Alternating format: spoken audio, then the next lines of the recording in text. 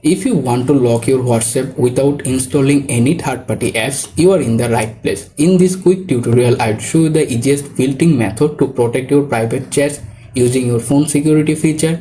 It's fast, simple and perfect for beginners. Let's jump right in. First, open the WhatsApp app on your phone.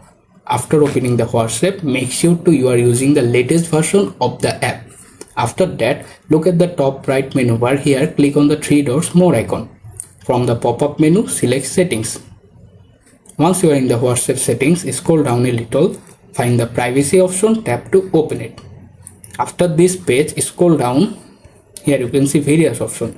Look for the app lock option, tap on it. Right now, this option is turned off by default. Simply tap on the unlock with biometrics option. Then verify to enter your fingerprint or face unlock. Once you are done, automatically turn it on. After that, here you can see the three different options.